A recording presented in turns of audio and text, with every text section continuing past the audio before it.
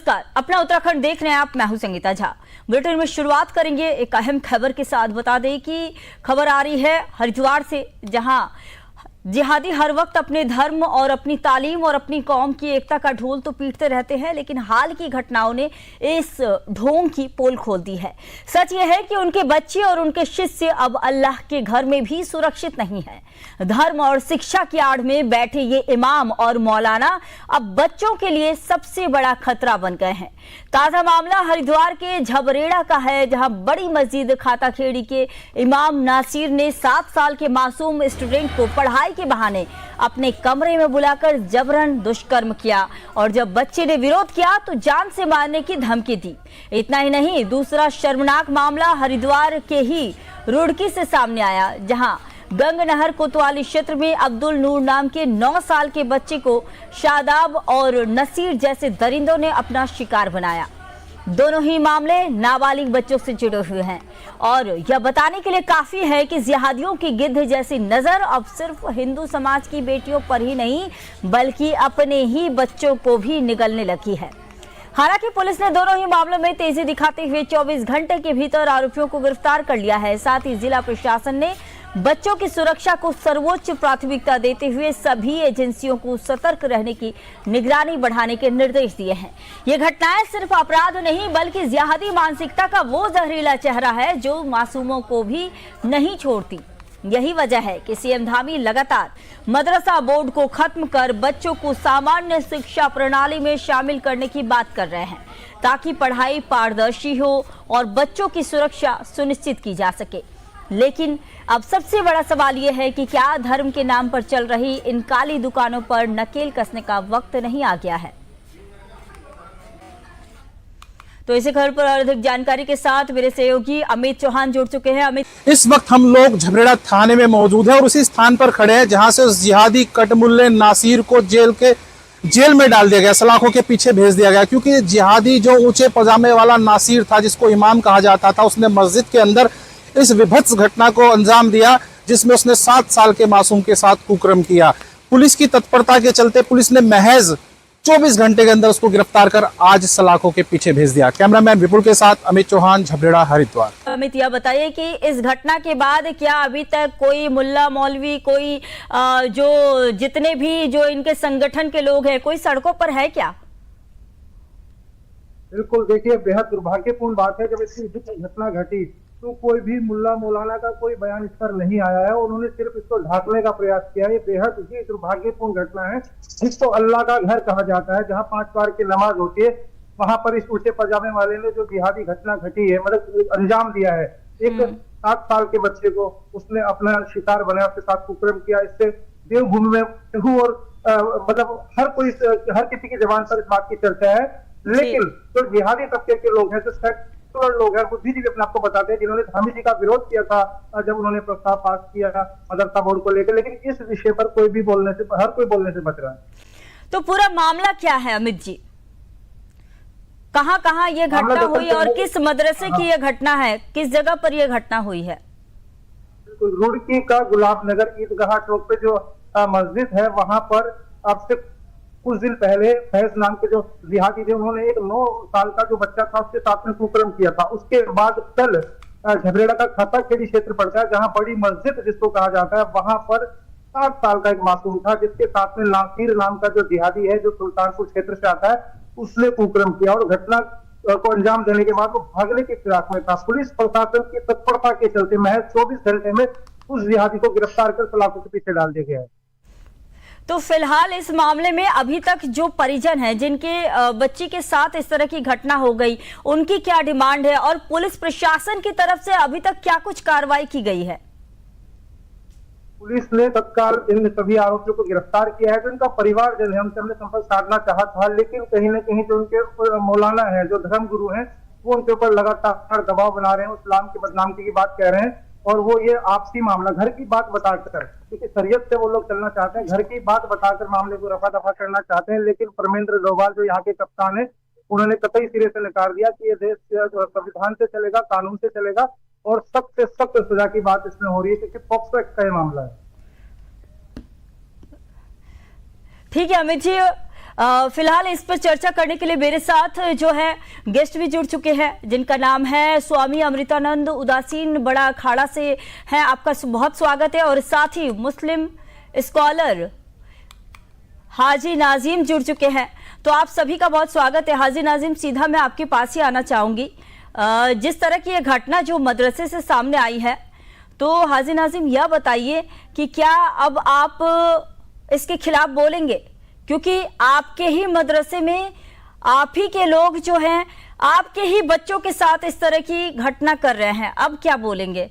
अब आपकी क्या इस पे राय है? संगीता जी, मेरी आवाज आप तक आ रही है? हाँ, आ रही है, बताइए। हाँ संगीता जी, देखिए, बच्चा चाहे हिंदू भाई का हो या मुस्लिम भाई का, अगर किसी के साथ भी ऐसी घटना घटती है तो ये बड़ी घटना जो होती है, बड़ी दर्दनाक घटना होती है। और देखिए, हम लोग अक्सर ऐसे लोगों के खिलाफ रहते हैं जो किसी भी बच्चे का यौन शोषण करते हैं, या किसी भी महिला या कोई भी बच्चे हो उसके साथ इस तरीके की घटना को अंजाम देते हैं, उनके हम खिलाफ हुए। और देखिए, यहाँ पर जिस तरीके से बताया जा रहा है कि इमाम साहब ने एक 7 साल के या 9 साल के बच्चों के साथ कुकृत्य करा है, तो देखिए इस पर पूरी जांच होनी चाहिए। जांच में इनके खिलाफ जो पोस्को एक्ट के तहत उससे भी खतरनाक धाराएं लगा दी जाए कि भी हाँ, इनके खिलाफ एक्शन हो, सख्त से सख्त सजा हो। हम तो यही चाहते हैं। लेकिन इसके साथ साथ मैं एक चीज और कहना चाहता हूँ कि आखिर चाहे मौलाना हो या पुजारी हो, बेटी हो या बेटा हो, कहीं कोई सुरक्षित नहीं है। बहुत से गुरुकुल की तरफ से भी ऐसे वीडियो फुटेज आई हुई है जहां उनके शिक्षक खुद कहते हैं कि हमारे गुरुओं ने इस तरीके की हरकत करी है। तो ये आखिर बच्चों का भविष्य कहाँ सुरक्षित करे, ये बड़ी सोचने विचारने वाली बात है। संगीता जी, अगर आपको याद हो, कुछ साल पहले की बात है, एक कठुआ में एक मंदिर के अंदर किस तरीके से घटना को अंजाम दिया गया था। आसिफा नाम की एक बेटी थी जो उसके साथ जिस तरीके से कुकृत्य करा गया, फिर उसके मौत होगी, मार दिया गया उसे। तो ये घटना आए दिन, ऐसी घटनाएं आए दिन बढ़ती जाती है। तो मुझे लगता है कि यहाँ पर शासन में प्रशासन को ऐसे मामलों को रोकने के लिए, चाहे वो किसी भी समुदाय से आते हो, उनके खिलाफ सख्त एक्शन होने चाहिए। और ऐसे मामलों को रोकने के लिए सख्त से सख्त नियम बनाने चाहिए, ताकि बेटी हो या बेटा हो, दोनों सिर्फ नियम ही बनाने चाहिए या फिर इन मदरसों को चुन चुनकर बंद भी किए जाने चाहिए? वैसे तो आप लोग मदरसों को लेकर कहते हैं कि अच्छी तालीम दी जाती है, लेकिन मदरसों में जैसे कि बार बार ऐसे सामने आए हैं कि मदरसों में कट्टरता सिखाई जाती है। मदरसों में इसके पहले भी देखिए कई ऐसी घटनाएं सामने आई हैं जहां पर बच्चों के साथ दुष्कर्म की घटनाएं सामने आई है। लेकिन आप आज ये बताइए कि जिस तरह से उत्तराखंड में सीएम धामी की सरकार ने यह जो मदरसों को जो है अच्छी तालीम देने के लिए, यानी कि अच्छी शिक्षा देने के लिए जो है, और साथ ही शिक्षा को पारदर्शी करने के लिए नए जो है नियम कानून लाना चाह रही है, लेकिन आप लोग जो है उसी को लेकर कहते हैं कि मदरसों के साथ जो है वो राजनीति की जा रही है। तो अब क्या बोलेंगे इस तरह की घटना के बाद? अब आप क्या बोलेंगे? हाँ देखिए, ऐसे घटना का तो मैंने आपके चैनल पे पहले खंडन कर दिया और सरकार से मांग करी कि ऐसे जितने भी हैं, चाहे वो हिंदू समाज से हो या मुस्लिम समाज के हो, किसी भी समाज के हो, उनको बख्शा नहीं जाए। दोषी है तो उस पर सख्त कार्रवाई होनी चाहिए।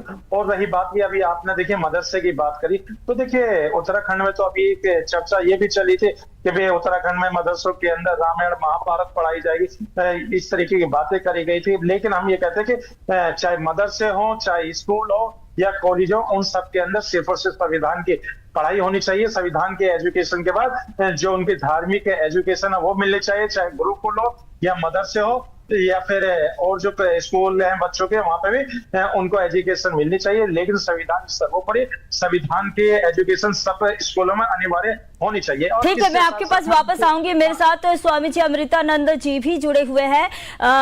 आप ये बताइए कि जैसा कि मदरसों में अब जो है जैसा कि ये कहते हैं कि मदरसों में अच्छी तालीम दी जाती है, और इन्हीं मदरसों में आज बच्ची के साथ दुष्कर्म का यह मामला सामने आया, तो क्या लगता है आपको कि ये मदरसे बंद होने चाहिए? जय श्री कृष्णा जी।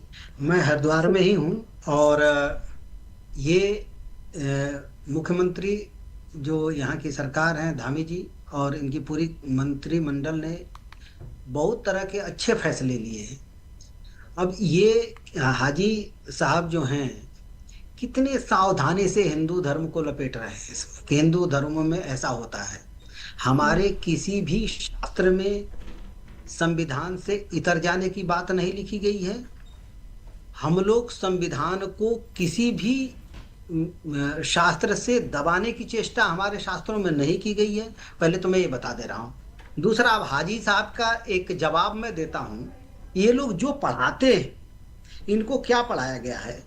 एक मोहम्मद हिजबुल्लाह, बहन आप ध्यान रखिएगा संगीता बहन जी, मैं प्रमाण के साथ बोल रहा हूँ, मोहम्मद हिजबुल्लाह सुन्नी इस्लाम की नंगी तस्वीर करके एक किताब लिखी, पाकिस्तान के थे, उनको इन लोगों ने मार दिया, जिहादी किस्म के मानसिकता लोगों ने। उनके किताब में गयातुल अवतार सफा 83 जिल्द 1 व दर मुख्तार जिल्द 1 सफा 101 में लिखा है कि जिंदा या मुर्दा जानवर या कम उम्र के लड़के, जिनको गिलमे बोलते हैं, गिलमा उनको बोलते हैं कि सर के अलावा भी शरीर पर बाल न उगाओ, से जमाव अर्थात लौंडेबाजी करने से उसके बाद उसे उसके स्नान वाजिब है और ना ही उससे वजू टूटता है, अर्थात हाथ धोने की भी जरूरत नहीं, इतना पवित्र काम उसने कर दिया।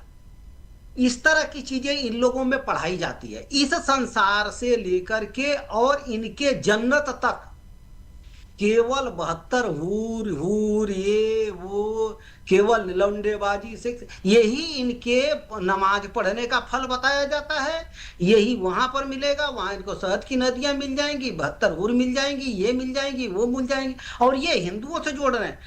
मिस्टर, एक बात बता दे रहा हूं हाजी साहब, आप ध्यान रखना, हमारे यहाँ अगर कोई प्यारी संत अगर इस तरह का कृत करता पाएगा तो हमारा हिंदू समाज उसको इतना अपमानित कर देता है, इतना दंडित कर देता है कि वो मुंह दिखाने लायक नहीं बचता है। आपकी जरूरत नहीं है। बिल्कुल हाजी नाज़िम, आऊंगी आपके पास, उनको जवाब दे देने दीजिए। एक सेकंड, हमारे यहाँ कभी भी हम लोग संविधान से ऊपर जाने की बात नहीं करते हैं, लेकिन इन लोगों के यहाँ आप देखिए, जब देखिए, आज नहीं कहीं भी मदरसे में देखिए क्या चीज मिलता है इनके मदरसों में, या तो हथियार मिलेगा, गोला बारूद मिलेगा, जिहादियों को पनाह मिलेगा, लौंडेबाजी मिलेगा, लड़कीबाजी मिलेगा, यही तो ये लोग पकड़े जाते हैं। किस मदरसे का ऐसा घटना नहीं है? आप बताइए घुमा करके इनको, कौन सा ये लोग शांति का पाठ पढ़ा रहे हैं, ये बताइए आप। ये पूरे के पूरे तरह से कितनी तरीके से हिंदुओं को लपेट रहे हैं। अरे कुकृत तुम्हारे घर में हो रहा है, घुमा करके वहां की बात वहां लेकर के आ रहे हो। हिंदुओं में किसी की हिम्मत नहीं है, अगर कोई करता है तो हमें तो किसी सरकार के पास भी जाने की जरूरत नहीं पड़ती। अगर कोई साधु संत पंडा पुजारी ऐसा कुकृत करते पाया जाता है तो कभी उसको जीवन में देखने, इनसे जैसे सवाल कर लिया जाता है ना, तो ये दूसरे मुद्दे पर भटकाने लग जाते हैं। ठीक है हाजी नाज़िम, यह बताइए कि अगर ये मुल्ला जो कि मौलवी है, जो कि पकड़ाया है इस तरह का कुकृत्य करते हुए, अगर इसकी जांच के बाद इसे अगर ये गुनाह होते, इसने गुनाह किया है, तो क्या इसे फांसी मिलनी चाहिए? ये बस आज आप कैमरे के सामने बोल दीजिए, इसे फांसी मिलनी चाहिए। और साथ ही ये जो मदरसे का जो तंत्र चल रहा है ना, इस मदरसे तंत्र की भी पूरी तरह से जो है जांच होनी चाहिए और मदरसों को बंद किया जाना चाहिए। बस इतना आप कैमरे के सामने आज बोल दीजिए। हाँ संगीता जी, अभी देखिए जो उदासीन बड़ा अखाड़ा के महंत बैठे हुए हैं, जो स्वामी अमृतानंद जी, मैं इनको बता दूं, अभी